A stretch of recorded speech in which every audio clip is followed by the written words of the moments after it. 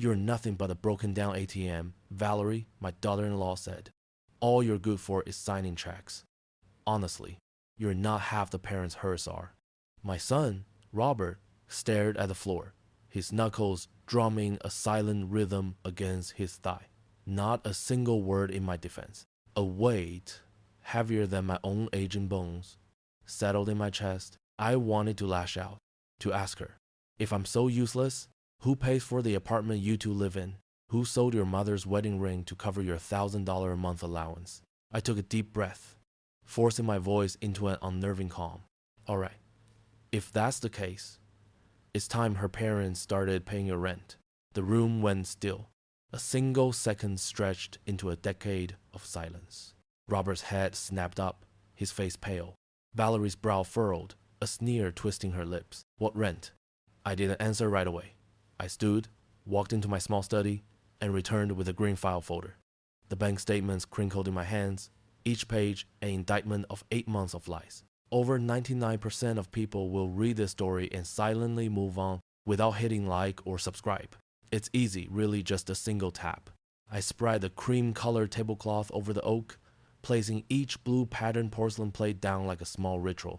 The silver flatware from our wedding was still bright. I still polished it from time to time, though my wife had been gone for years. I rarely had company.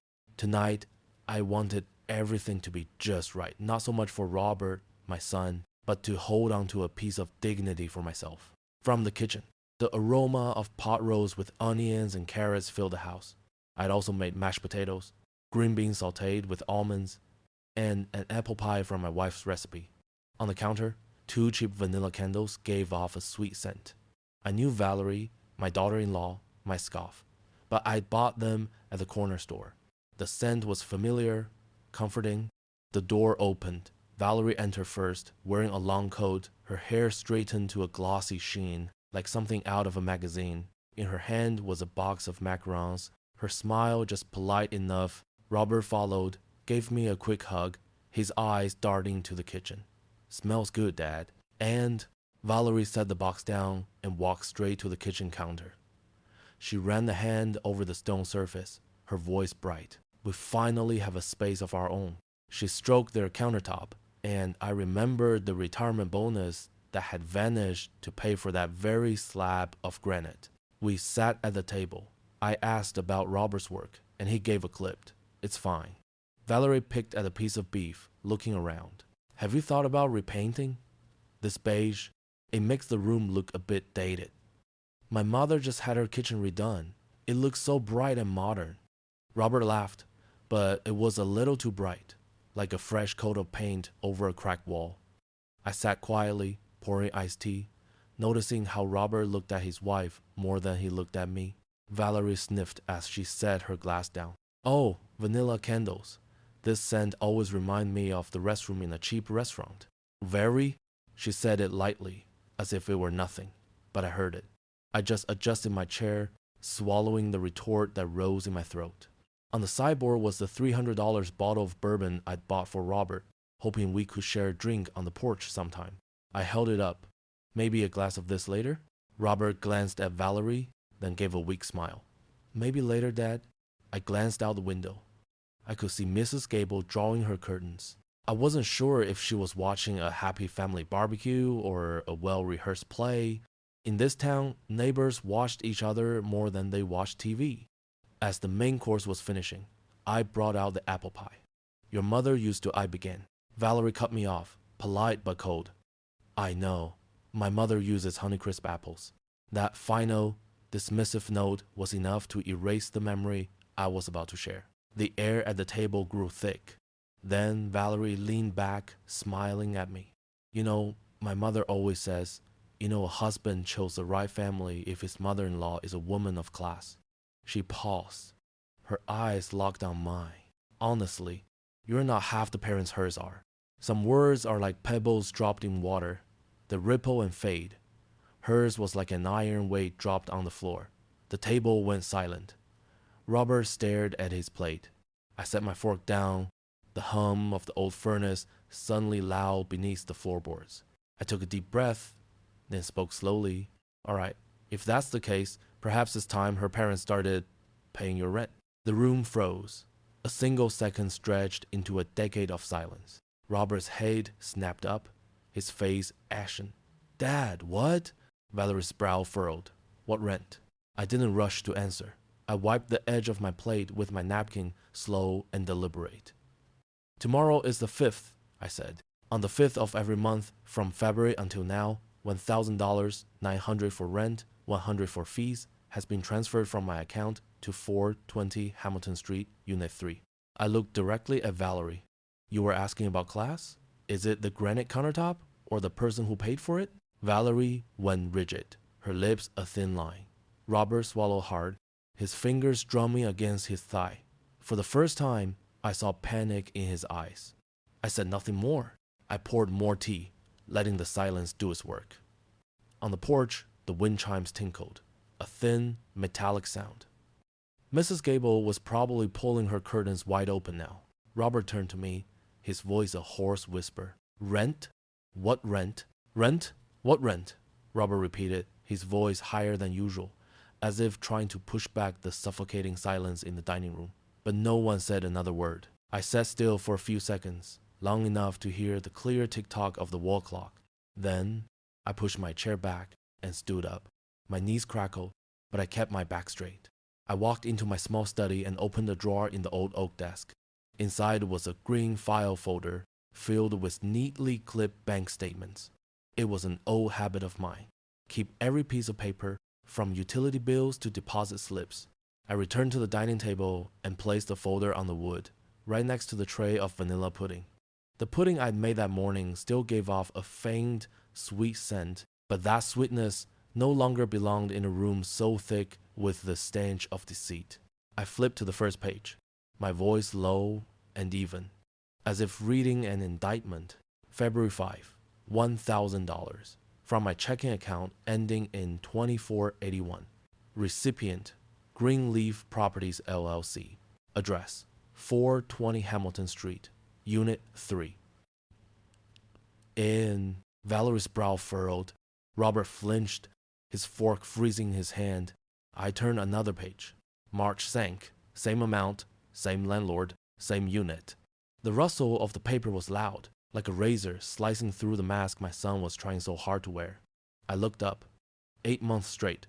Always on the 5th. Always 1,000. Robert swallowed hard, his face flushing a deep red. Dad, the landlord let us defer. It must be a bank error. I cut him off with a light tap of my finger on the statement. Tick, tick, tick. April 5, May 5, June 5, $1,000. $900 for rent, $100 for fees. I pushed the stack of papers toward them, next to the half-eaten plate of chicken and mushroom sauce. The numbers were bold, neat, and undeniable. Valerie turned on Robert, her voice sharp. You said the landlord gave you a 3-month deferral. You said you had it handled. What is this? Robert stammered. I didn't want you to worry. I thought it was temporary. Valerie let out a laugh, but it was hollow and brittle. Temporary? 8 months?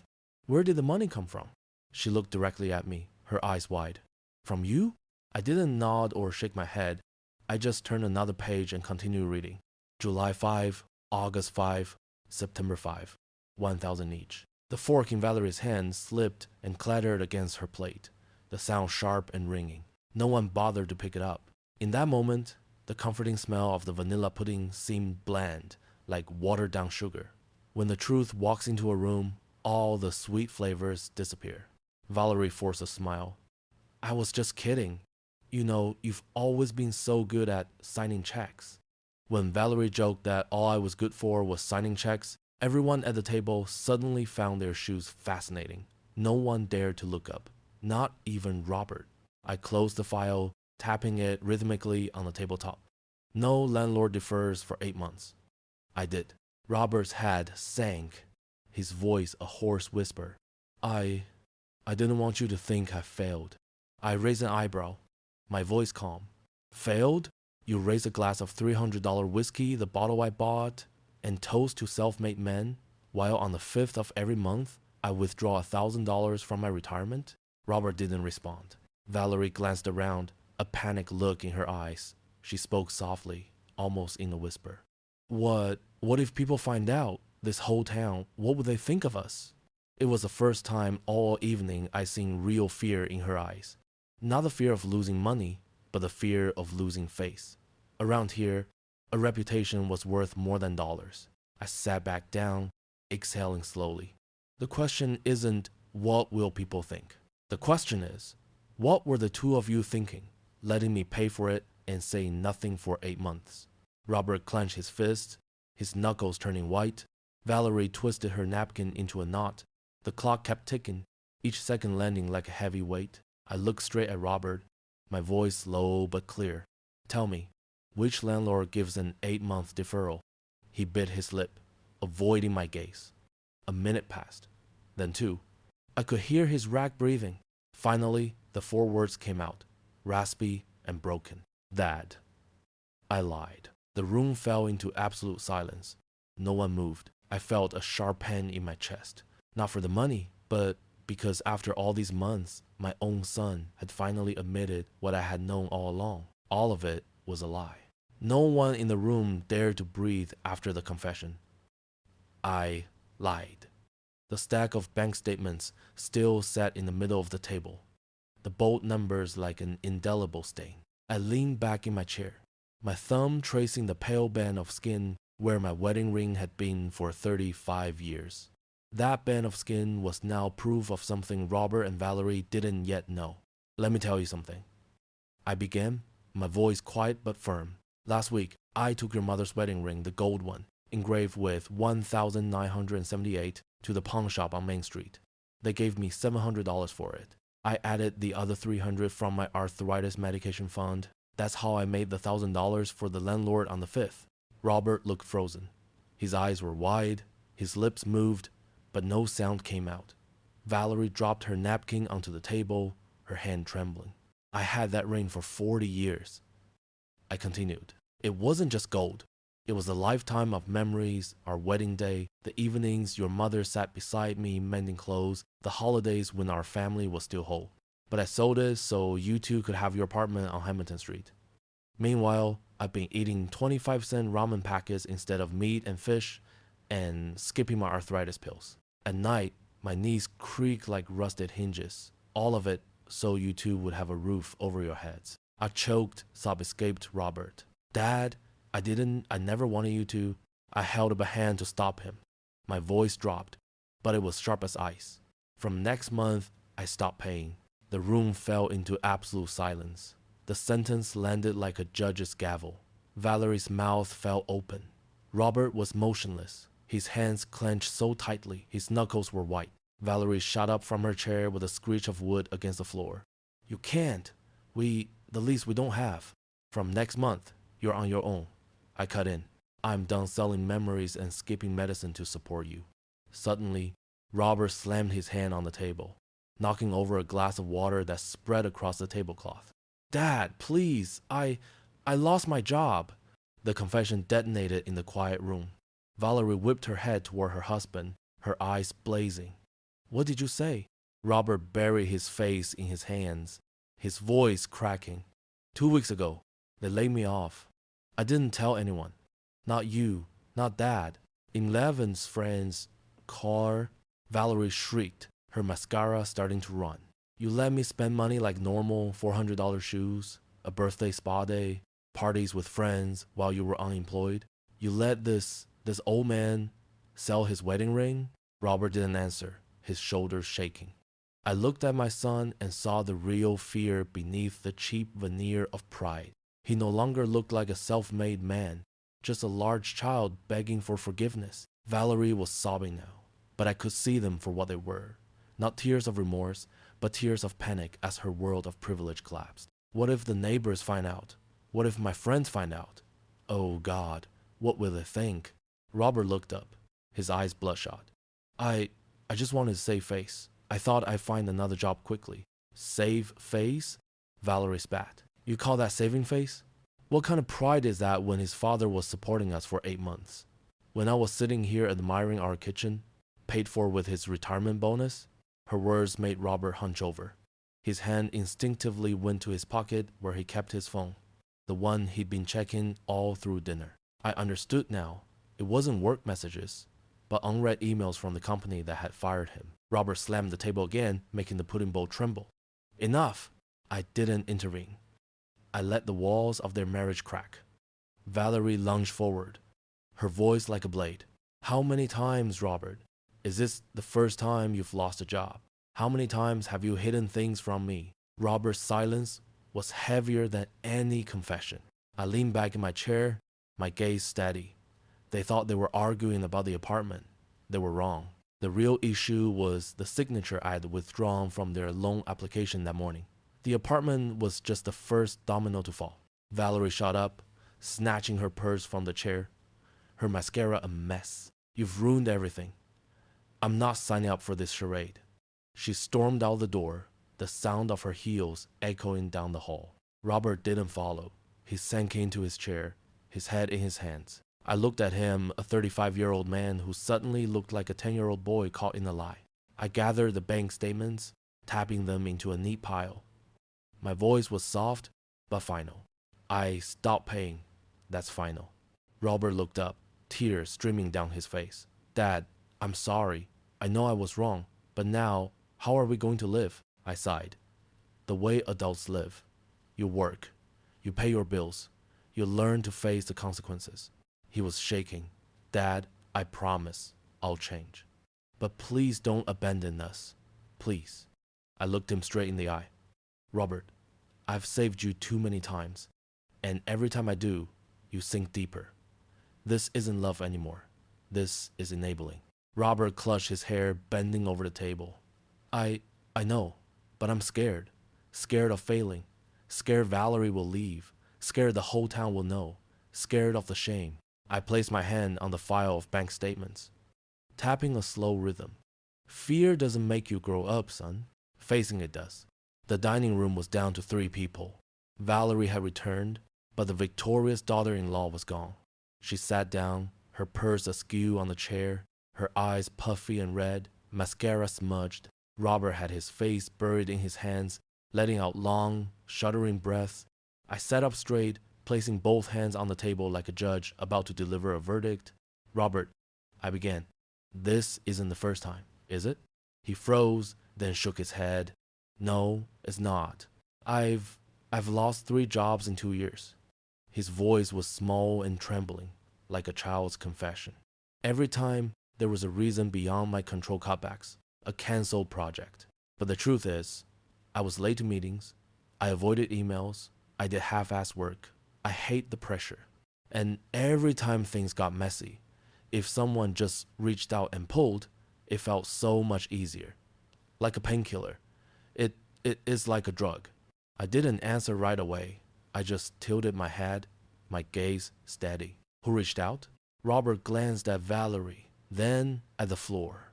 Sometimes Valerie's mother. Sometimes her friends. Sometimes you. I gave a slow nod, landing on each word. Good. Then let's call it what it is. It's not bad luck, not a situation. It's an addiction to being rescued. A rescue addiction. Those 2 words landed on the table like a brick. Robert looked up, his face flushed. Valerie held her breath.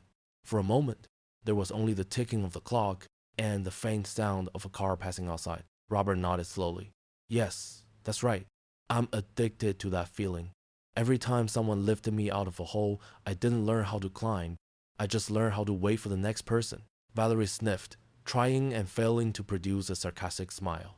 And what about me? What are you going to call me? I don't deal in labels, I replied. I'm just asking, where did you spend the money? She bit her lip. The spa. $400 shoes. A birthday party at the Italian restaurant. I thought he had a salary. I thought I was keeping up a good image for my mother, for the PTA, for our friends at church. I thought that was the right thing to do. She gave a bitter laugh. When I wore the costume of everything is fine, I felt less scared. A different kind of drug, I said. A social painkiller. Other father rice. Valerie looked up, offering no resistance for the first time. My mother, she still lives right here in town. I told people she was traveling in Europe so I wouldn't have to answer questions. She's on the PTA board, the church committee. If she knew you were paying our rent, she'd die of shame. I didn't want to humiliate her. For a moment, I saw her humanity not a greedy daughter-in-law, but a woman trapped by the shadow of her family's reputation. I nodded slightly. I understand. But remember this. Shame is not a financial plan. Robert broke in, his voice hoarse. I used to as a life raft, Dad, and I got used to it. Every time you were there, I didn't have to try. It felt easy. I'm sorry. I folded my hands, speaking slowly, like a doctor giving a diagnosis. Our whole family has been stuck in a pattern. The one who needs saving and the one addicted to saving. The one who needs it becomes dependent. The one who does it feels useful. It's a closed loop. And I was addicted to being needed. Robert looked up, his eyes welling with tears. Dad, I held up a hand, cutting him off. No blame. This is the moment we name the dragon so we can slay it. Its name is Rescue Addiction. I stood, opened the pantry, and took out my last 2 packets of ramen and a nearly empty bottle of arthritis pills. I placed them on the table. This was my part in the cycle. Selling the ring, eating ramen, skipping my medicine. I'm breaking the cycle, right here. From now on, whoever creates a problem carries the weight. Valerie swallowed hard. You mean you're abandoning us? I'm not abandoning you, I answered. My eyes locked on hers. I'm ending unconditional rescue. There's a difference. Unconditional rescue turns adults into children. Boundaries turn children into adults. I pulled a blank sheet of paper from the side table and pushed it toward Robert. Right. Income, 0. Expenses. How much?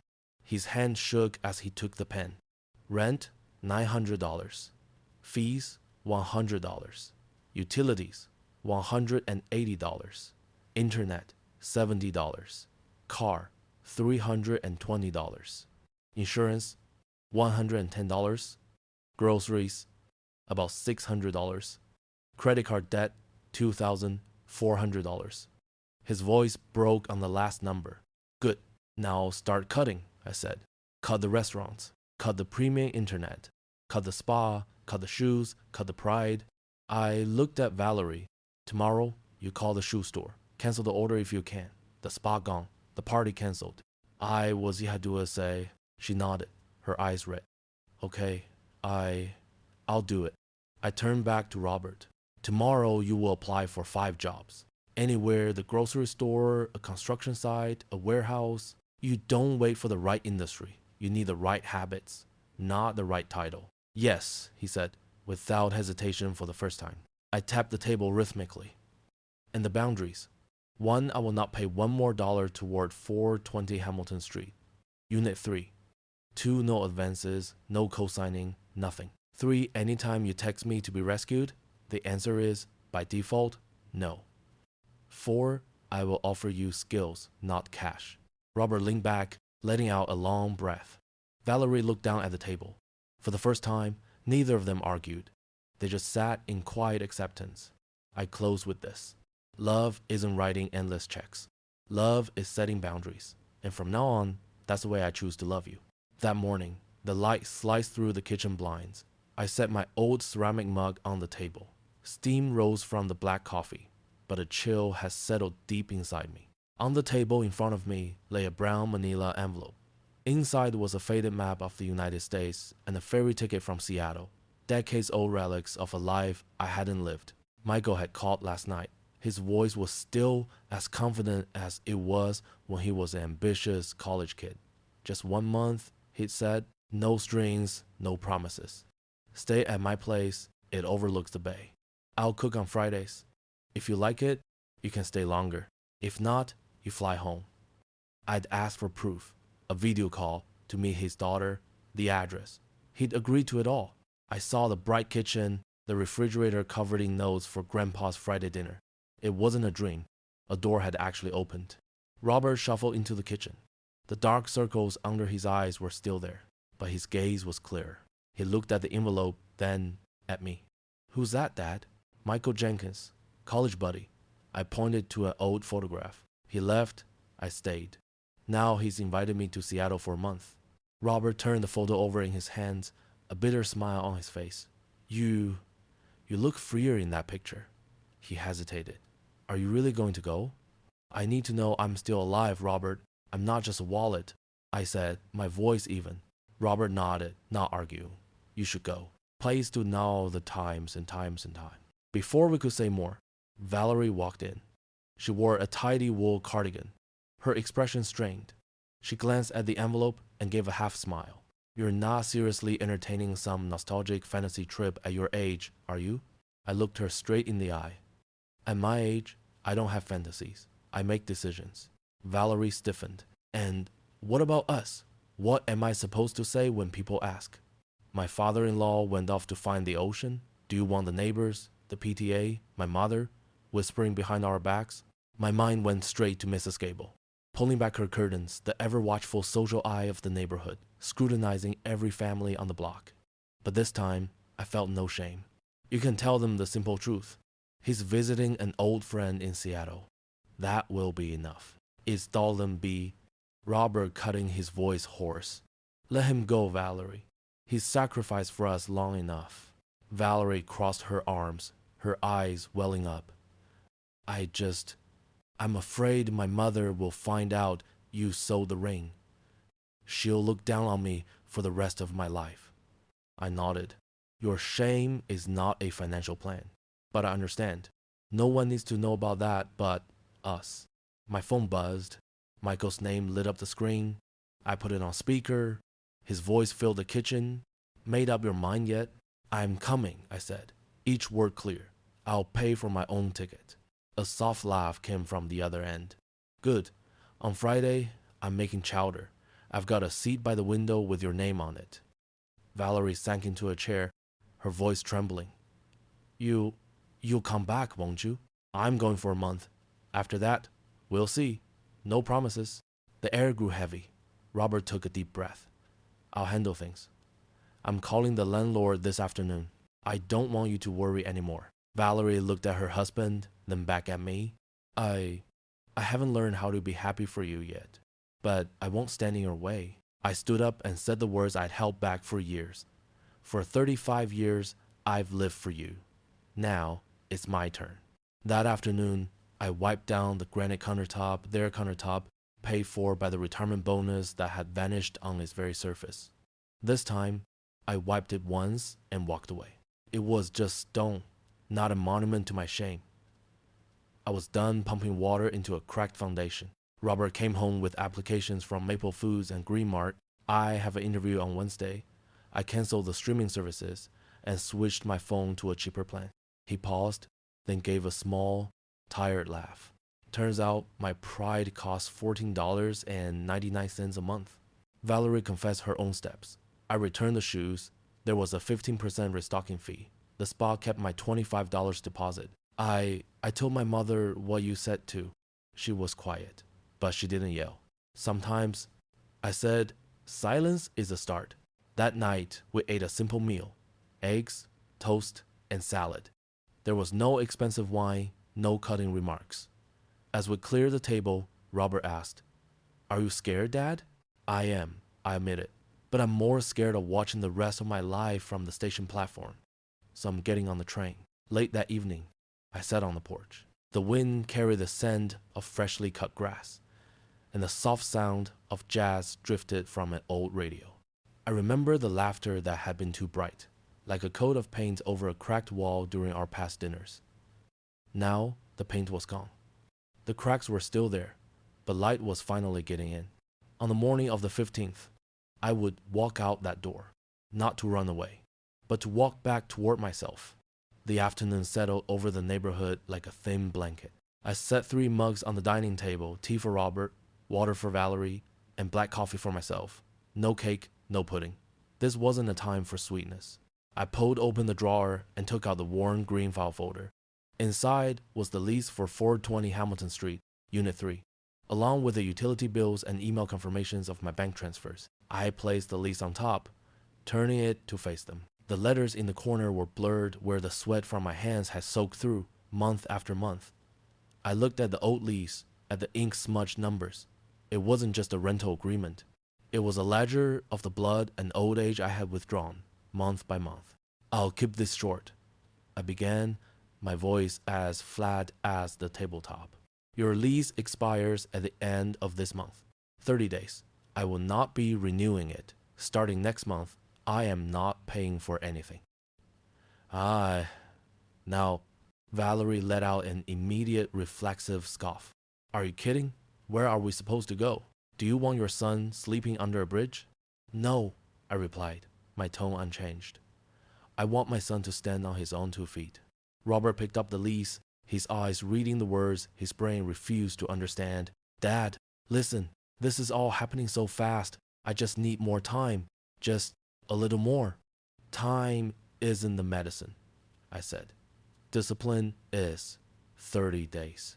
And nay, Valerie slammed her hand on the table. My mother is not going to let me live in a homeless shelter. She shot up from her chair with a screech. Her voice rose, piercing the thin wooden walls. Just as Valerie screamed, my mother will not let me be homeless. I saw our neighbor's shadow pass the window.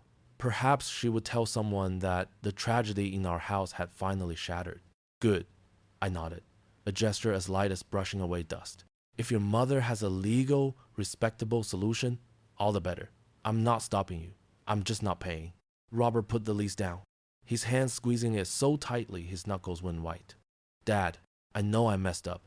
I promise I'm not accepting promises anymore. I cut in. Only actions. Job applications. Interviews. Calling the landlord. 30 days. I already called them, Robert said quickly, as if afraid of being left behind. They weren't happy, but they'll let us terminate the lease on time if we clear everything out, return the keys, and leave no debt. There, I nodded. An action. Valerie remained standing, hands on her hips, her gaze a weapon aimed at me. You enjoy playing the judge, don't you? Have you forgotten who paid for the granite countertop? Who bought the pots and pans? Not renewing, it sounds so noble.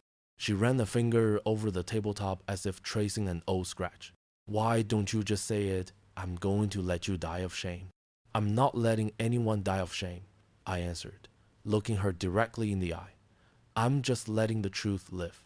No one spoke for a few seconds. There was only the sound of the clock and the breathing of 3 adults trying to relearn how to talk to one another. Robert swallowed hard. Dad, what if I haven't found a job by then? Valerie is sleeping at her mother's tonight. Could I stay here just for a bit? I won't leave you on the street, I said slowly. But there are conditions. No money and no indefinite stays. If you need a night or 2 between shifts, fine. In 30 days, you need to have your own solution. Valerie let out a laugh, a sound too bright and thin, like paint over a crack. Oh, you think everyone gets invited to Seattle like you do? You have an old friend, an ocean waiting. What do we have? I looked at her, not with anger. I have Seattle because I chose to pay the price. I sold the ring, I faced the shame, and then I set the boundary. There is no 4th door. Well, she sneered, so now you're free, and we're the cautionary tale. She turned to Robert. Let's go. I'm not sitting here for another one of his lectures. Robert didn't get up right away, a fact that seemed to surprise even him. He looked at me for a long moment, as if taking a measurement. Valerie, wait. I need to hear the rest of this. Thank you. Hear what? She snapped. He isn't saying anything new. I need to listen to myself, Robert said, speaking a full sentence for the first time without an apology or an excuse. He turned back to me. If I stay a few nights, I'll get up at 5 and go to the Maple Foods warehouse for the early shift. In the evening, I'll work part-time at Green Mart. I'll leave my key here every morning. I won't be another burden. All right, I said, but remember, 30 days. As one bird, Valerie huffed, slinging her purse over her shoulder. Fine, I'm going to my mother's. She paused at the doorway and turned back, her voice a half-tone lower. Don't think I don't see you enjoying this tough guy role. You like this, don't you? No, I answered, but I'm choosing it for all of us. The door closed. Through the glass, I saw Mrs. Gable's shadow pass by again. Tonight, our story would have its own version on every porch. I couldn't stop that. I could only choose not to live by it. Robert remained seated, exhausted but alert. I need to know the steps, he said. I'm tired of big words. I need milestones. Here are the milestones, I replied, laying out 3 clean sheets of paper. Days 1 to 10. Pack, cancel utilities, file a change of address with the post office. Days 11 to 20. At least 3 job interviews. If you don't have them, change your strategy, ask contacts, look for night shifts. Days 21 to 30. Secure a new place to live, a room in a shared house, or a temporary stay at your mother-in-law's if she agrees and there's a clear contract. At the end of day 30, where you are is your choice. Robert wrote it down, the shaking in his hand gradually subsiding. And the security deposit for a new place? Not from me, I said. You can sell the car if you don't need it, or negotiate payments, or get a roommate. There are 10 ways to do it, as long as it isn't the 11th way, calling me. He gripped the edge of the table, then nodded. I understand. We sat in silence. This silence was different from the night before. It wasn't thick with humiliation, but felt like an empty space being measured for a new foundation. You can stay here tonight, I said. The small room at the end of the hall. The sheets are clean. Tomorrow morning, 10 minutes to 5, I'll wake you. Robert gave a tired smile. Right, I think I turned off that alarm a few years ago. Turn it back on, I said. We're all turning things back on. He looked up at me, his eyes moist but not crying. Thank you for still letting me sit here, even though you're not paying a cent. I'm giving you a seat, I replied. Not an excuse. Night fell, and the house was quiet in the way a house is when its occupants are trying to change. No loud music, no TV laugh track. I could hear the tap run, the sound of Robert sorting clothes, the rustle of sheets being pulled tight. I made some coffee and put on some quiet jazz, not to cover any noise, but to give the heartbeat of this house a rhythm other than the ticking clock. Before turning in, I took out the lease and signed the section marked non-renewal. My hand didn't shake. Not because I wasn't sad, but because you have to sign it even when you're sad. I attached it to an email to the property manager and CC'd Robert. The subject line was short: Notice to non-renew Unit 3. Sent, done. A moment later, a text message buzzed softly. A screenshot from Robert confirming an interview at Maple Foods for Wednesday at 6:30 a.m. I replied with a single okay. No pat on the head, no firework emoji, just okay. Before going to my room, I stood at the window and looked across the street. The light on Mrs. Gable's porch was on. I could almost see 2 shadows talking, gesturing toward my house. The old feeling of being pinned to the wall by shame pricked me for a second, then faded. I no longer lived to correct other people's stories. I lived to correct my own. In the small room at the end of the hall, Robert closed his door. Everything fell into a weighted silence. The kind of silence that comes when the game is over. Over 99% of people who experience this story will do so silently, without hitting like or subscribe. It's easy, really just a single tap. What time is it where you are, and where are you listening from? The night was quieter than usual in the neighborhood. I sat in the kitchen, the soft yellow light spilling onto the old wooden table, listening to the clock tick.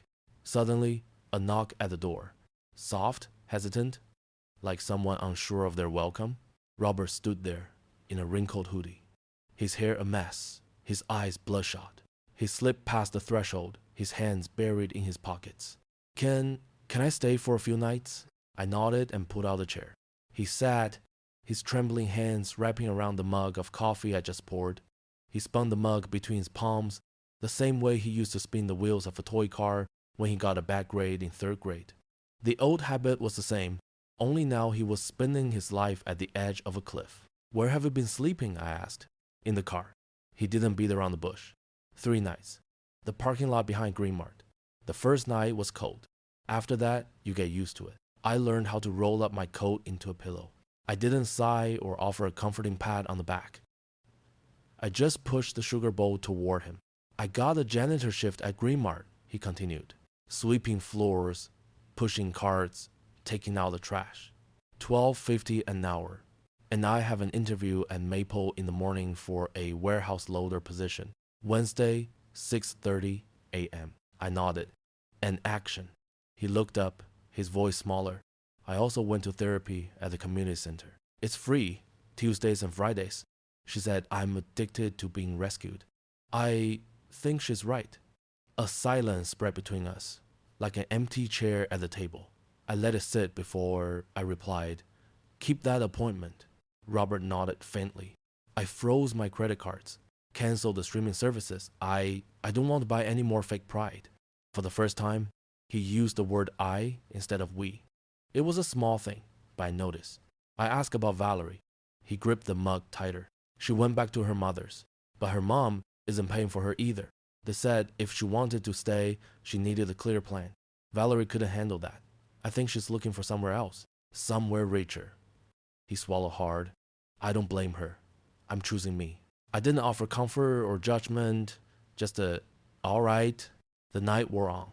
Robert talked about his shift, the roar of the floor buffer, the sharp smell of chemicals, his raw red hands. He mentioned an old woman who often wandered into the employee-only aisles, and how this time he'd guided her back without getting annoyed. Before, I would have been irritated. Yesterday, I wasn't. A small smile flickered across his lips. It wasn't for my benefit. It was just a sign of a thin shell starting to crack. What else did the therapist say? I asked. She said, shame is a misdirected spotlight. You shine it on other people so you don't have to look at yourself. I've been doing that for a long time. I placed my hand flat on the table. Keep the light where it belongs. On the porch, the wind chime stirred. I thought about the people at the community center. They would see Robert differently when they saw him mopping a floor than they did when he wore a suit and pretended to be busy. And that was a version of himself he needed to see. Near midnight, he said softly, if you're busy with Seattle, don't worry about me. I'll text you once a week. Keep it short. Won't ask for anything. Send the text. Short. No requests. I repeated, like a verbal contract. Robert paused. Then the words came out. I'm sorry. There was no justification, no excuse attached. Just a raw, two-word sentence that seemed to make the kitchen a few inches wider. Good, I said. Use it for fuel. The next morning, I found a sticky note on the table.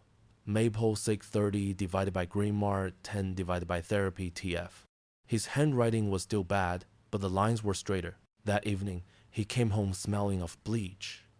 He told me about a night manager named Lewis, an ex-con who worked a second job and taught the new guys how to use the floor buffer. He said, nobody's gonna save you, kid, but you can save your own shift. Robert mimicked the voice, then let out a small laugh. I saw that laugh. It was real, however thin. I didn't take out my wallet or pat his shoulder. I just nodded. Late that night, he got a text from Valerie. I'm not coming back. I'm choosing stability. Robert sighed, but it wasn't a desperate sound. I accept that. I don't have the energy to live on someone else's illusion anymore. I poured him another half cup of coffee. Sometimes silence is the best response. We fixed the squeaky kitchen door. Robert held the hinge in place while I tightened the screws. It closed smoothly without catching. That small, tangible act was more important than any promise. That night, when he turned off his light early, the house held a different kind of quiet, not heavy, not fake. It was a silence just full enough to make me believe, for the first time in years, that he might be learning how to open the door from the inside. That morning, the house was so quiet you could hear the dry leaves skittering across the driveway. I woke early and folded a few shirts, placing them in a worn gray suitcase. It felt surprisingly light, not because it was empty, but because for the first time in years, I wasn't carrying anyone's weight but my own. On the kitchen table, I placed a small notebook and the yellowed map of the United States. I taped that map to the living room wall when we were first married, promising my wife we'd one day drive across the country. That promise had been buried under the weight of family life, but now it resurfaced with the trip to Seattle. Robert drove me to the airport. On the passenger seat, I was surprised to see a bouquet of white daisies, their petals trembling with every pothole. He picked them up, his eyes avoiding mine. I remembered you liked these, he said softly. Mom, she used to put them out every summer. I reached out and touched a petal. I placed the white daisies he brought on the airport security tray. Their simple fragrance overpowered the smell of hurried coffee. How many years had it been since he remembered a small detail about me? I smiled, not for the flowers, but for the fact that the memory still existed within my son. On the highway, An old country song played on the radio. We didn't say much. Sometimes silence is the best evidence of change. When we reached the departures terminal, Robert turned off the engine and sat for a moment. It took him a while to turn to me. Dad, I'm going to let you live your own life. No more last-minute calls. No more letting you save me. His voice trembled, but his gaze was steady. I looked him straight in the eye. Keep your word. He nodded, then did something I hadn't expected. He wrapped his arms around me in a tight hug. It was the longest embrace we'd shared since the day he left for college. Not a word was spoken, just the sound of our breathing and the faint smell of cheap soap on his shirt. As I walked through security, I overheard a guard whisper to his colleague, "Old guys flying to Seattle with flowers. Must be going to see an old flame." I didn't know who he was talking to, but I suddenly realized that my life had become a story for strangers to guess the ending of. I didn't correct him. I just kept walking. In my coat pocket, I found a small envelope Robert must have slipped in without me noticing. I opened it once I was seated on the plane, my seatbelt fastened. "Dad," the letter began, in his slanted handwriting. "I know you sold the ring, skipped your medicine, and ate ramen to support me. I was so ashamed I thought I'd never be able to hold my head up again. But my therapist said shame is only valuable if it leads to action. I promise I will take care of myself. If I fall, it will be on my own dime, not yours. I'm grateful for you, Dad, and I hope that one day you can be proud of me the way I was proud of you when I was a kid." I folded the letter and held it in my palm. The paper was thin, but its weight made my chest ache. It had been so long since a real thank you had flowed in my direction, instead of the other way around.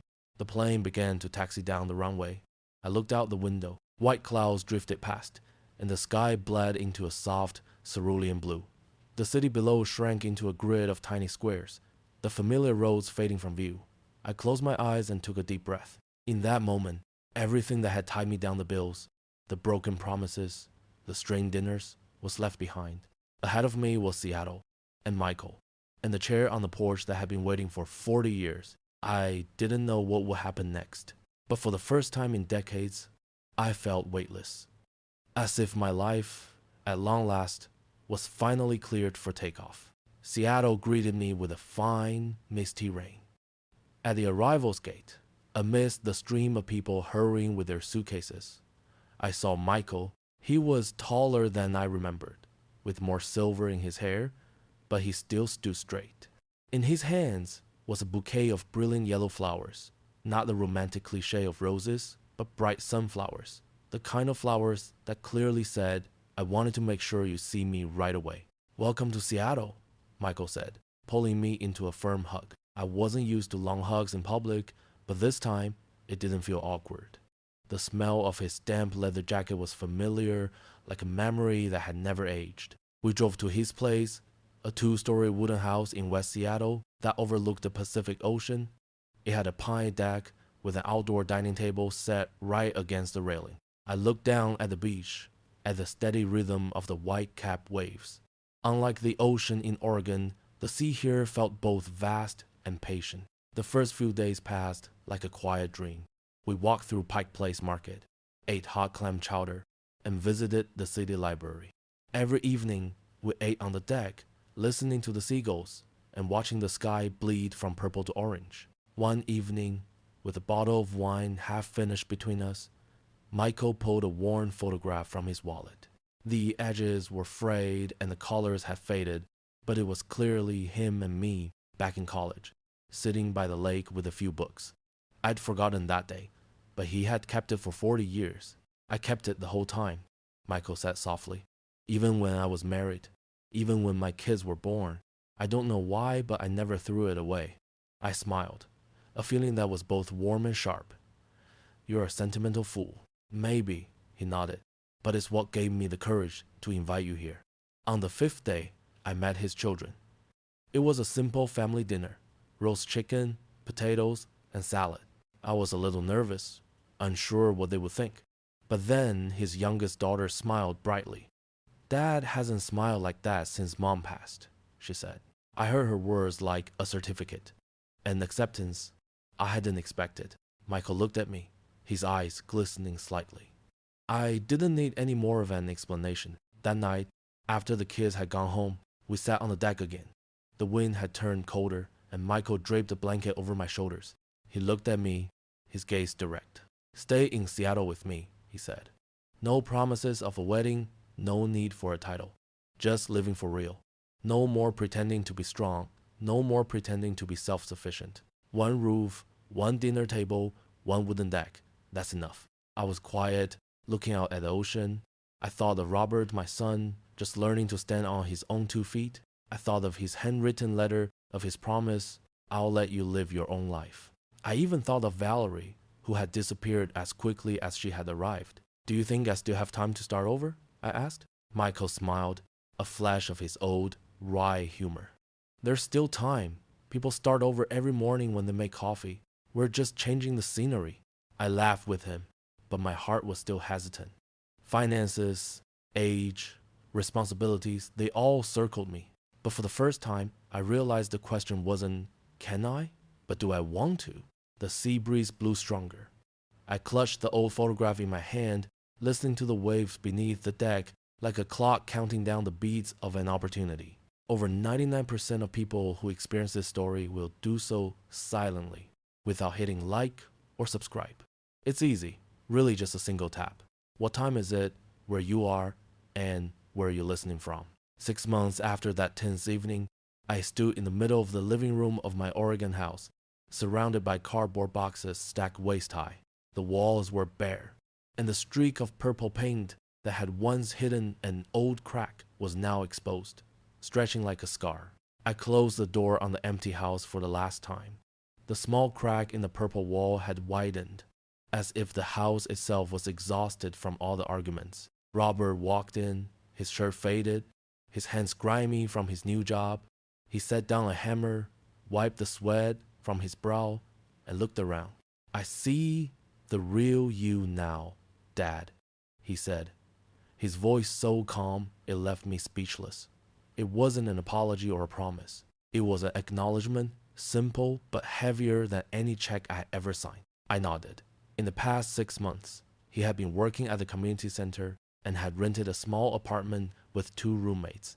He no longer called me when he was short on gas money. Once, he proudly told me he had made it through his first full month's pay without going into debt. It was a small thing, but it was a real milestone. Valerie was a different story. News of her reached me in neighborhood whispers. She was engaged to a businessman nearly 30 years her senior. They said she didn't want to give up the lifestyle. I felt no anger. Instead, I felt a lightness, as if a suffocating shadow had lifted. A woman who clings to glitter instead of love will, sooner or later, have to pay her own price. They thought I had only stopped paying the rent, I thought, looking at the old, ink-smudged lease. They didn't know that on that same morning, I had also signed the papers to sell this house. The apartment was just the first domino to fall. Putting the pen down, I had never felt more certain. Seattle was no longer a 1-month trial. It had become a decision. On our wedding day, a soft sea breeze was blowing. We chose a quiet stretch of beach in Seattle, with just a few dozen close friends and family. I wore a navy blue suit. Michael wore charcoal gray. There was no big band, only the steady rhythm of the waves and the smell of salt in the air. Robert stood beside me, his hand trembling slightly as he handed us the rings. As Michael and I exchanged rings on the beach, Robert cried. He wasn't crying for me. He was crying because, for the first time, dozens of people were witnessing the truth. His father was not a wallet. He was a whole person. The guests were silent for a moment, then broke into warm applause. I caught the eye of Michael's youngest daughter. I saw her whisper to her brother, "Dad hasn't smiled like that since Mom passed." Her words landed on me like a final seal of approval. This new community had accepted me. I thought of Valerie. At another, more lavish wedding, she was probably smiling for photographs. But here, I stood on the sand with a man who had kept my picture for 40 years. I had chosen to make my happiness public, no longer hiding in the shadows of shame or anger. The small reception was held on Michael's wooden deck. We ate grilled salmon, drank red wine, and listened to the seagulls overhead. Robert raised his glass. "I know I've disappointed you so many times, Dad, but today I see that you are the strongest man I've ever known. His voice was choked, but clear. I replied, Son, the legacy I'm leaving you isn't money. It's the lesson of boundaries and dignity. Money runs out, but dignity, once you claim it, it lives inside you forever. In those say, no one else said a word, but I knew those words would stay with him for the rest of his life, like an inscription. Late that night, after the guests had left, Michael and I sat on the deck. A full moon hung in the sky, casting a silver light on the water. I held his hand, thinking of the journey I had taken.